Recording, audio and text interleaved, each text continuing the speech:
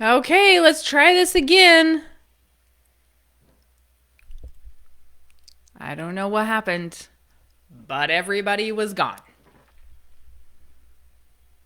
Let's see. Good morning, good morning. Let's try again. There we are. Good morning. Thank you for coming back. I don't know why I got booted, but I got booted. Hi again, Holly.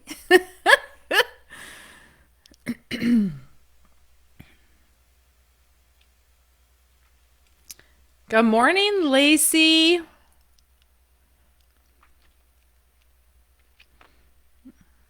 Okay, let's see what happens. I don't know. Apparently, Facebook did not like me. But what I did forget to do is I forgot to introduce myself. So, for those of you that are new, and it is your first time listening, I am Mary Jo Irmen, the author of the books Farming Without the Bank and Life Without the Bank, and I teach the infinite banking concept. So I am just here to help you understand the kinds of clients that I see, what we talk about in our meetings, kind of where we can get started, expectations, all those good things. Just make it a little bit easier for you to know why you should have a meeting with me. So, I am going to start back in. So I had a meeting with a young kid that just got out of college for lighting production and video. Lighting production, video production, and audio, I suppose. I forget. Anyway, and so that was a very fun meeting because he was, as I was saying, he was helping me with my lighting because I'm really white. I'm not this white in person, people. It's my light, and I have them all wrong. I didn't know what was wrong, but now I do, and I have a new friend. I'm excited about that. So next week, hopefully I look better. Anyway, so it was amazing to me how much student loan debt he has for what he went to school for. Now, I am sure he is quite amazing, and he is an actor on top of it all, and he is doing a Warner Brothers show, so he's really good, and I'm sure his education was worth every penny. But I really had no idea. I don't know anything about that industry, and so it was really fun to talk to him and look at what does he do with that degree, because he's having a hard time getting hired, right? Because everybody wants experience. How much does he know? He's got to create all these videos to show that he knows what he's doing. Then he's going to have to, work for somebody and get a little more experience and kind of prove himself. And so he's kind of in a tough spot. But he can't just go get a job because he's doing these plays, and these plays take up a huge amount of his time. And so we talked about flipping property. We talked about VRBOs. We talked about ATM machines. All these things that he could do to kind of get the ball rolling for some passive income. He's very entrepreneurial. So it was super fun to talk to him. But he is really young. So we're only like 23 or something like that. So we're going to be able to start something, but it's going to be very, very small. And because he still lives at home, that is awesome that he's able to be able to save the money. The crazy thing is, it's awesome, but his mom, and I've ran into this a lot lately. Kids in their 20s don't have any kind of credit score. They can't buy things. They can't get decent credit cards, all that stuff. And so when they turn 18, if you can add them to your credit card, doesn't mean they have to have a credit card. But if you can add them to your credit card and start building that credit score for them, that is super beneficial.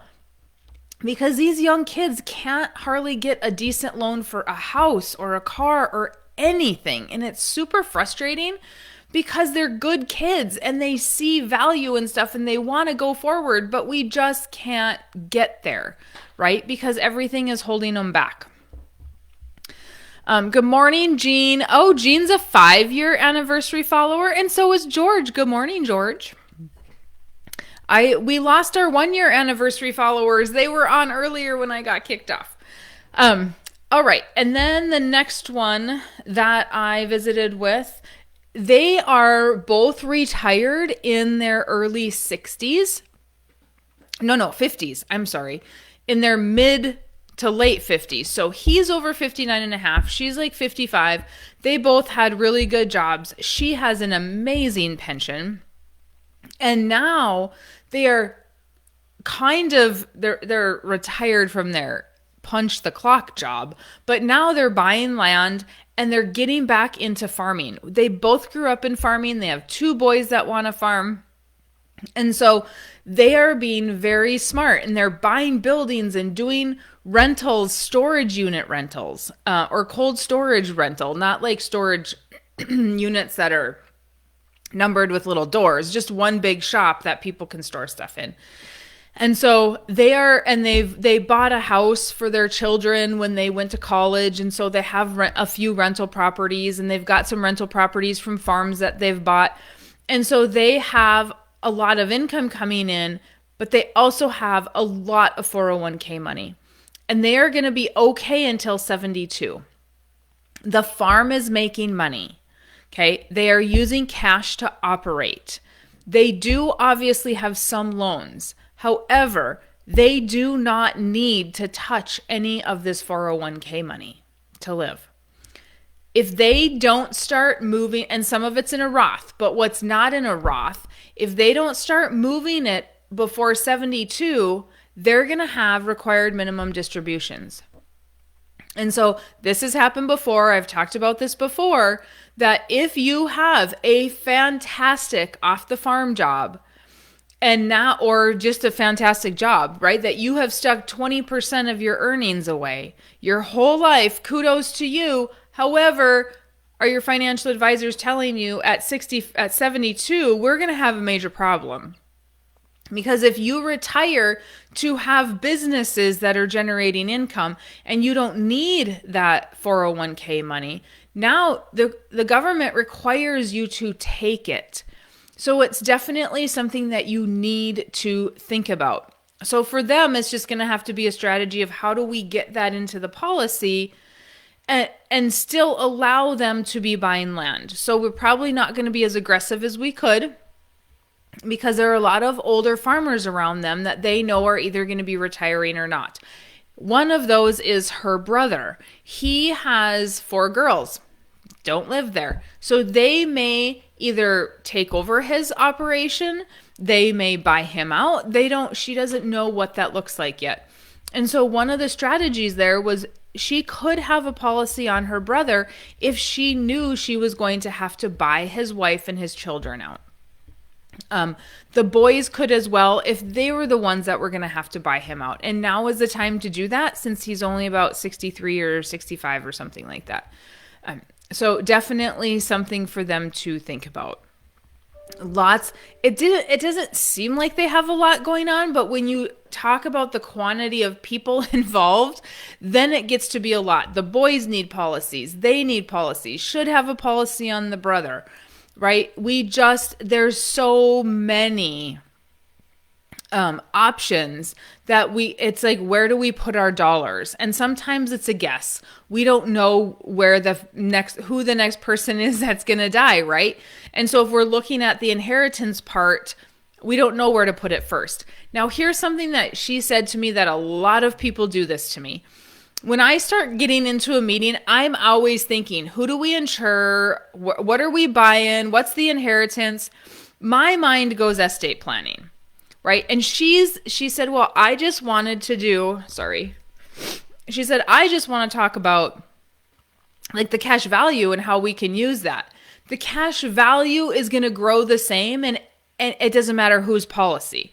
The cash value is very relative. It doesn't matter if you're 65 or if you're 30. Cash value is going to grow the same. And so that I'm getting to that in my meetings. I promise I'm getting to that. But to begin with, I got to figure out who I'm going to run illustrations on and what that's going to look like. And we have to talk about it. Then we're going to talk about how the cash value is going to be utilized. But that's all part of the meeting, is running the strategy of who to insure. Most people come into these meetings and they think they're going to insure themselves.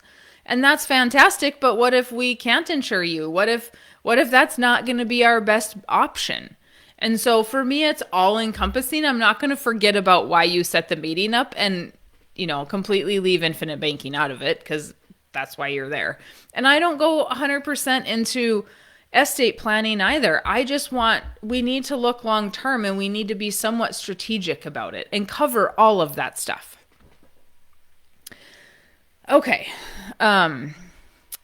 Next one was a young guy, single, so he can put as much money in as he wants, and he is doing really well. He is farming with cash. He does seed sales. Not a lot, but enough to just pay the bills and then some, right? He said it's enough to go on vacation with, but I don't know where he's going on vacation, because it's enough for more than just vacation, for how I go on vacation. And then he is doing custom farming. Now, what was exciting to me is he's got a lot of liquid cash as well. Why? Custom farming. If you are young or you have the time to do it, I absolutely love it. Love it, love it, love it when people do some custom farming, because that helps pay for your equipment. So he is not big enough to be farming full time, but he's got enough custom work that he can farm full time just for other people. And so don't rule out the fact that you can't go to neighbors and say, hey, you know what? I just bought a combine and looks like you're a smaller operation. Maybe you want me to custom combine for you. Maybe you need me to custom seed. Whatever it is, custom spraying. A lot of guys do spraying, but they forget about the rest of it. Why, if I have a small acreage and it can't justify a combine just for me, why do I need to go buy one myself? Farmers, and I say this a lot, farmers are control freaks. I get it. I also am. And so when I want something done, I wanted it done yesterday. I mean, that's how I grew up. When you got asked to do something, you did it right that second. You didn't wait 30 seconds. You did it when you were asked. And so therefore, I have a hard time waiting for things to be done. When I want them done, I want them done, and I have very little patience to wait. That is typically how farmers are. But if we can have somebody custom farm for us or do the custom farming, we have money to pay for that tractor payment. We have money to pay for the drill, the combine, the sprayer, and then we get to keep our profit, right? Let somebody else pay your bills. It's like buying a real estate property, and then somebody rents it. And then you make your payment on that property and you make your payment on your mortgage. It's the same thing. It's just with equipment. So he's doing very well. So that's going to be nice to be able to stick in as much money as we can into that policy before he has a wife and kids. But he really needs to have a policy on his dad, and his dad's not so sure about the whole thing, which I get. I totally understand. Happens a lot. Let's see. Good morning, Tyler. Oh, you got an anniversary badge too. Good morning, Tina. Hey, hey, hey. What show was that? Oh, I forget. The Jeffersons, right? Was that the Jeffersons? Okay. Another guy has a small farm operation, goats, cattle, some hay, and he's always buying more land as well. He's got a lot of cash. He's got a lot of rental properties, and that's fantastic. He's doing everything right. He's not insurable. His significant other, probably not insurable. His one son won't allow it. His other son may. We may not have an option unless he has some business partners, which it doesn't sound like he does. We can't just create a business partner, right, to have a policy on. And so we have to be creative. First, we got to see if the significant other if we can possibly get her insured. And then we'll have to see about the son. Because with one of his sons, he owns apartments. And so he does have insurable interest in him. The other son he does not have insurable interest in. And that son most likely would not want to have a policy done on him anyway. But that son is very concerned about always the government knowing what he's doing, because he works for the government, so he doesn't want to do anything wrong. Buying life insurance is not doing anything wrong. It's just buying life insurance. Nobody's going to look at that cross-eyed. So that is not a concern, but it is evidence that it is very misunderstood. So don't worry about that. But he, again, at least he learned. He said, where were you in 82 when I learned I shouldn't be doing business with the bank? Well, I was in grade school, and so I was not teaching the infinite banking concept. But it was fun to talk to him because he said that when he went into the bank said, oh, how are we going to farm this year? How much money do we need this year? And then when interest rates went to 23%, they said, how are you going to pay for it? He said, that is when I learned the bank is not my friend, and I need to get out of there as soon as I can. And that is exactly why Nelson wrote Becoming Your Own Banker. But isn't it funny that we don't look at it like that today? Probably because interest rates aren't bad enough. When interest rates go to 23% and all of a sudden we have to start over, because basically he had to start over. We're not doing it the same. Lesson learned. So great conversation, but here's the deal. None of them are old. He or his significant other are not old. But he had a heart attack and she has, I forget what her thing is. But we never know when we're going to be diagnosed with something. I have a friend here that they are younger than me, and she was just diagnosed with cancer. And some crazy cancer, not even breast cancer. And so now she's going through chemo. Do not wait to get insurance. I also had another client this week tell me that their son passed away. 16 years old in an accident. Like, we can't wait to get insurance, and we need to add the children's benefit rider. If you have a life insurance policy, there is a rider you can add for the kids. It is not expensive. It does not do a lot of coverage, but at least will cover a funeral. Okay? These things are super important. Another guy, this one was fun too. So him and dad could not ranch together. Dad would not listen, right? So he left town. He was doing his thing. And then dad passes away. He got asked to come back.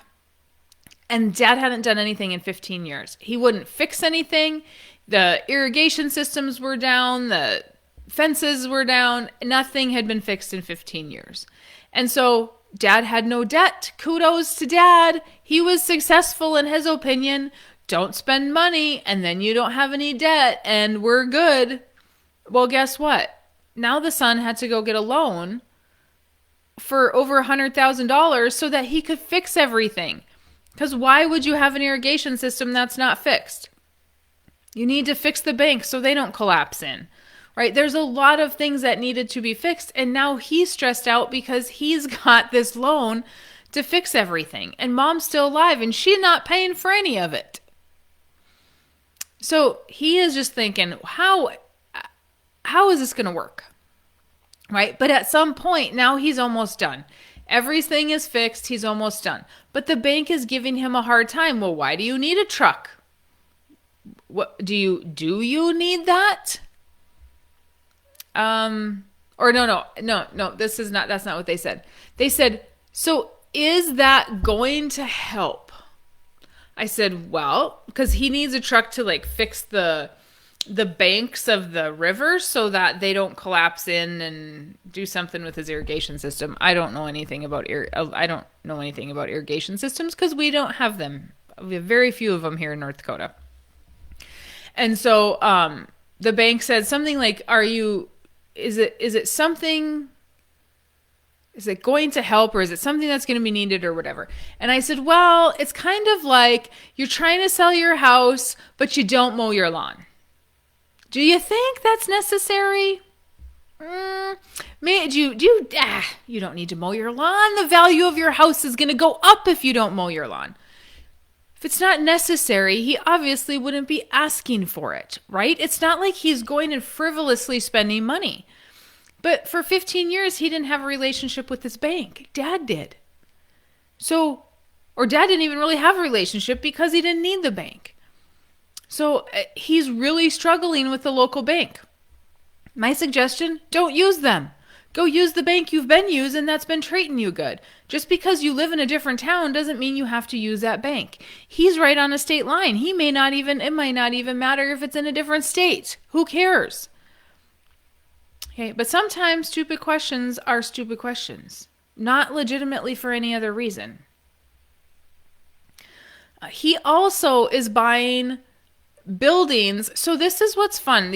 I have 2 people in the last 2 weeks that they're in little towns, and there's buildings that just get sold for basically nothing, and they are buying these buildings and then turning them into storage. And it's probably boat and RV storage or whatever it might be, but people need storage. That is a great investment.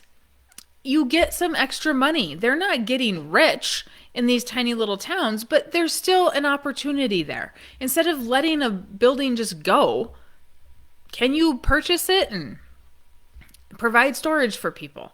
Great option for cash flow. All right, we've got another one that they do not farm, but he quit his job and is going to be a missionary. He has some 401k, and his question was, can I put this money into a policy, right? But he's going to need the money to buy airline tickets and, do missionary stuff. Well, after talking with him for some time, he doesn't like to ask for help. So in his head, he was kind of thinking, oh, I'm going to use my money. In my head, I'm thinking, no, you're not. You only have a limited amount of money. Even if we put it in the policy, then we have a loan to pay back. So we have premium and a loan to pay back, and you don't have any income. And so the goal is going to have to be to use the 401k money to create cash flow.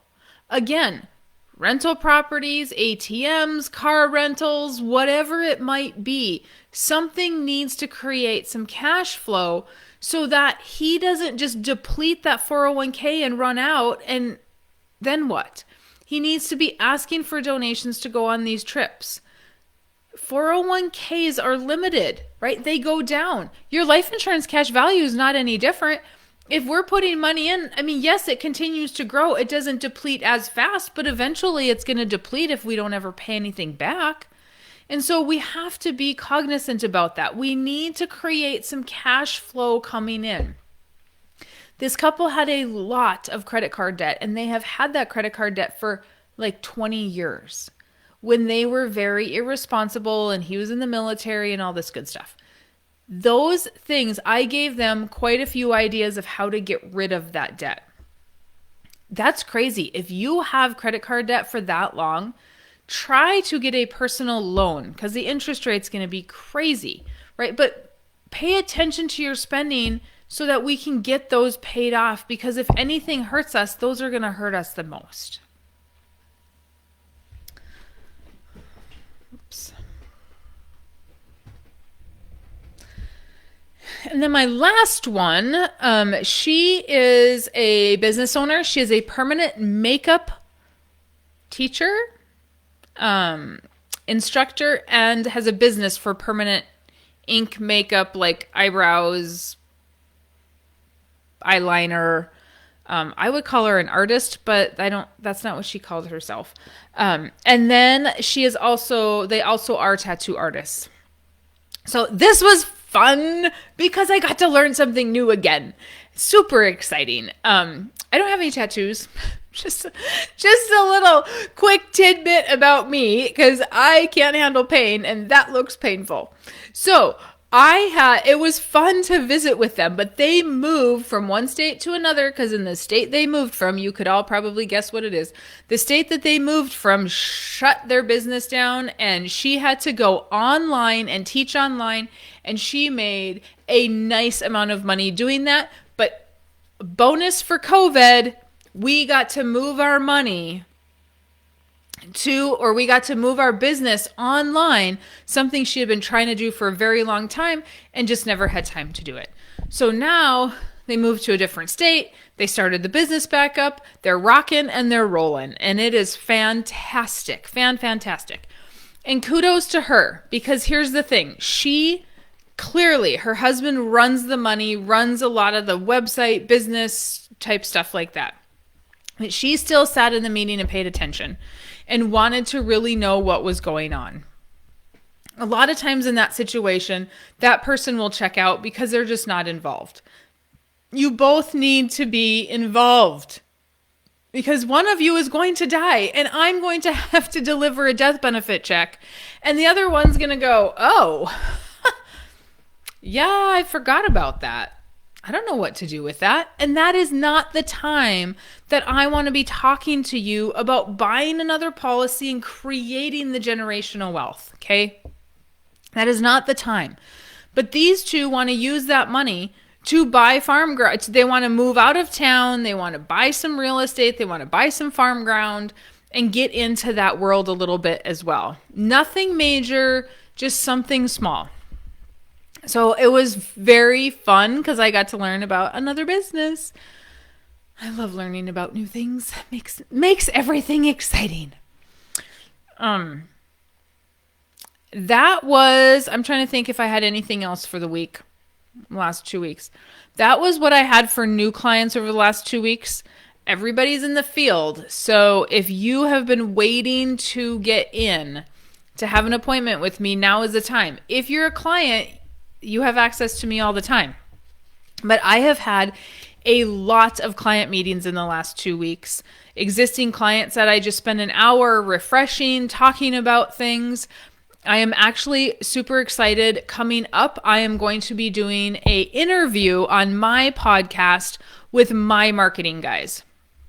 Because a lot of people, I end up talking to them about Facebook marketing, how to be consistent with things, how to just think of things. One of my clients said, hey, we're doing direct to consumer beef. I think we want to start a storefront. I'm like, why would you start a storefront? Why wouldn't you just build a building with an office on the farm?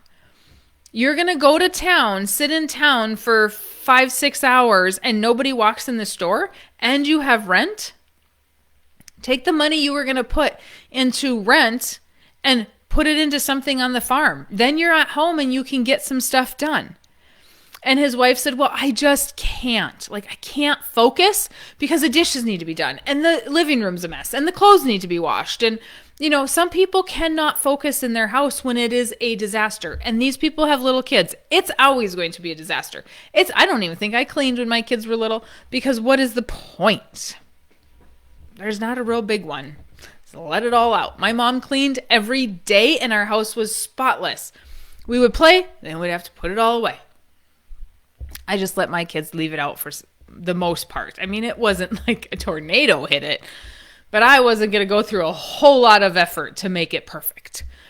And so I said, well, why don't you get her a she shed? She doesn't need a storefront. She just needs to escape the house. So get her a she shed. And then they were asking about, well, her hometown is 2 hours away. So if we have lots of customers there, but we're not consistent because the kids have to be picked up from school and blah, blah, blah, blah, blah. I'm like, well, find some retired person in your hometown that can come to you, pick up the meat, and then deliver it back. And they had not thought of having somebody from that town come to them. They thought of trying to find somebody local to go the other way. Ultimately, it doesn't matter, right? They're going to end up in the same locations. And so it was just exciting to talk about all the things and the possibilities with marketing. And that has nothing to do with infinite banking. Absolutely nothing. But I have another passion, and it is helping people trying to figure out how they can market their businesses and what they can do and how can we generate income and all this good stuff. Because that is super exciting to me. And it's not now. I mean, some of it comes naturally to me, but some of it's just I've learned and listened and watch a lot of stuff and read a lot of stuff of how people are doing things. And we have to think about what people aren't doing, right? What aren't people doing that would sure be nice and handy?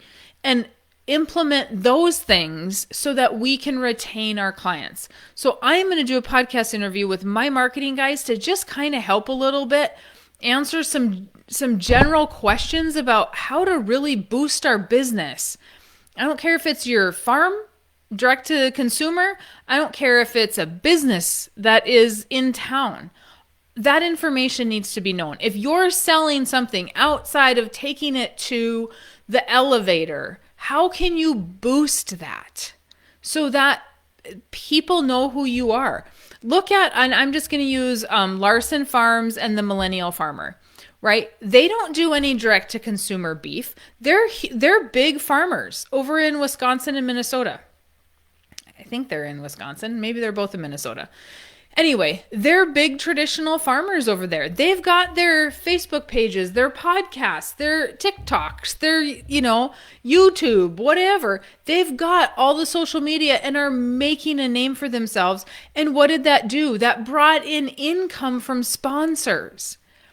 And I'm sure they did it at first just to be fun and connect with other farmers and share what they're doing in the traditional farm space, which is fantastic because guess what? Most people don't share in that space. Regenerative agriculture, people share like crazy. Traditional farmers, I don't see as much sharing. People aren't quite as open and friendly with their neighbors.